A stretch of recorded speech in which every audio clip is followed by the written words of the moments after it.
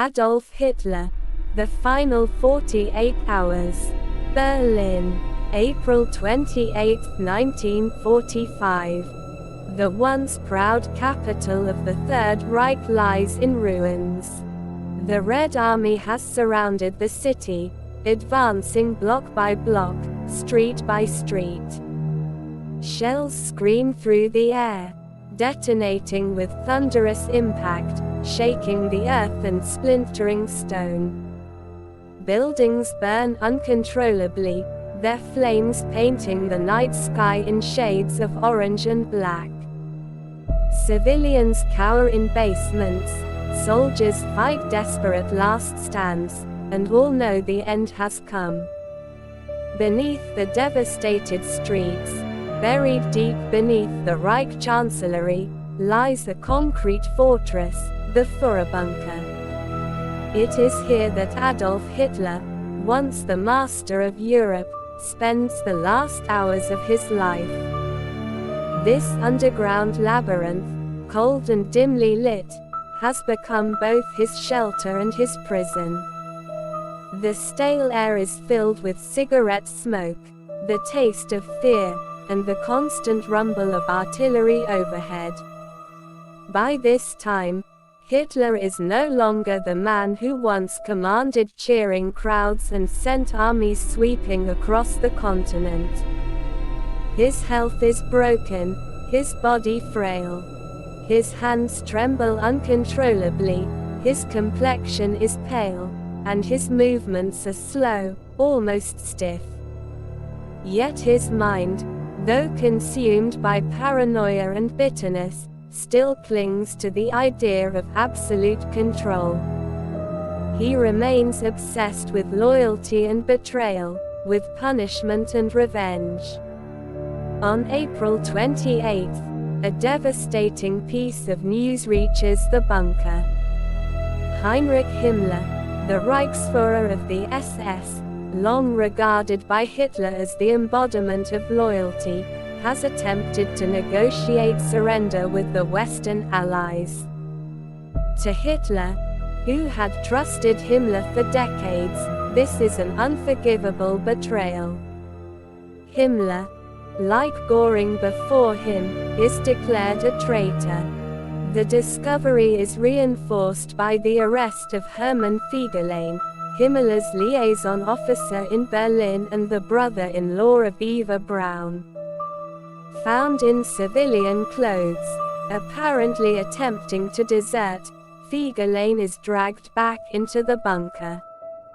The accusations against him are clear: cowardice, desertion, and complicity in Himmler's treachery. Hitler orders his execution without hesitation. Fegelein is taken into the shattered garden above the bunker, shot, and discarded among the rubble of the dying Reich. The mood inside the bunker grows darker still. Hitler, enraged by betrayal and consumed by paranoia, lashes out at his generals. He denounces them as incompetent, cowardly, and faithless. The Führer who once believed in destiny and victory now rages in futility, convinced that he has been abandoned by all. Only Eva Braun remains steadfast. She has refused every opportunity to flee, declaring that she would rather die with Hitler than live without him. That night, in the midst of despair, Eva Braun insists on one last gesture of defiance. She arranges a small gathering in the bunker's narrow rooms. Wine is served, and music drifts from a gramophone.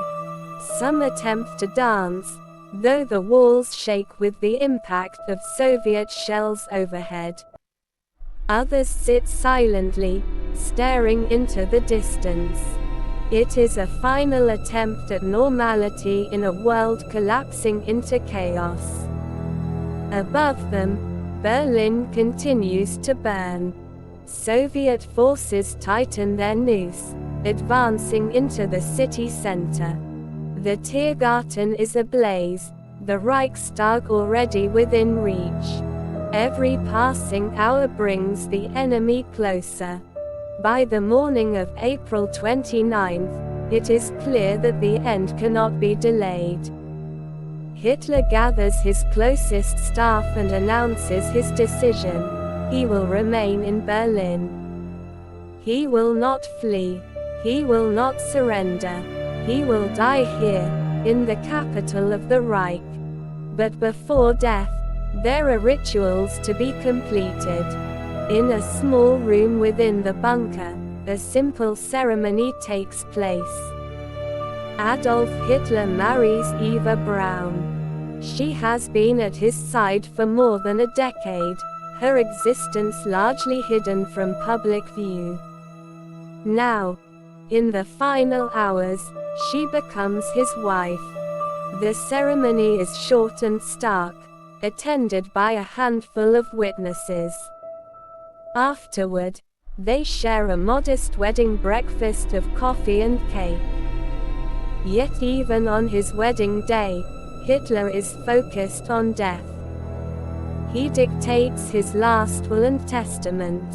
In it, he rages against his enemies, condemns the Jews, and declares his resolve never to fall into the hands of his foes. He names Admiral Karl Donitz as his successor, bypassing Hermann Göring, whose loyalty he no longer trusts. Joseph Goebbels, his fanatically devoted minister of propaganda, remains by his side, choosing to share his fate in Berlin. As Hitler signs his will, the sound of artillery reverberates through the walls. The Soviets are only a few hundred meters away. Outside, Berlin's defenders fight with hopeless desperation. Teenagers of the Hitler Youth, old men of the Volksturm, and remnants of shattered divisions bleed for a city already lost. By nightfall on April 29, Soviet troops storm the Reichstag. The red flag rises above its ruins. In the bunker below, Hitler withdraws into silence. The man who once boasted of building an empire to last 1,000 years now knows that in a matter of hours, all will be finished. April 30th dawns grey and bleak. In the bunker, the atmosphere is heavy with dread. Hitler appears in the corridors, pale and stooped, his movements stiff, his gaze vacant. He bids farewell to his staff, thanking some, ignoring others. For those who remain, it is clear that the end has come. Shortly after lunch, Hitler retreats with Eva Braun to his private study. They carry with them cyanide capsules.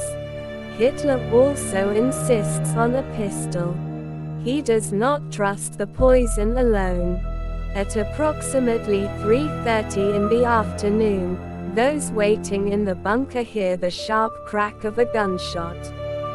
Minutes later, Hitler's aides enter the room. The smell of gunpowder hangs in the air. On the sofa sits Adolf Hitler, dead from a self-inflicted shot to the head. Beside him lies Eva Braun, lifeless from poison. The bodies are swiftly wrapped in blankets and carried up the narrow staircase to the garden outside. The air above is thick with smoke and dust, Soviet shells striking ever closer.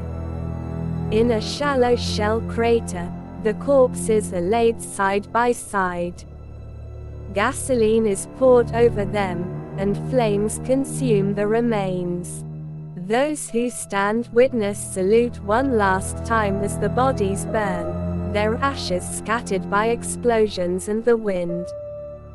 The dictator who once plunged the world into war is gone, his body reduced to ashes in the ruins of his own capital.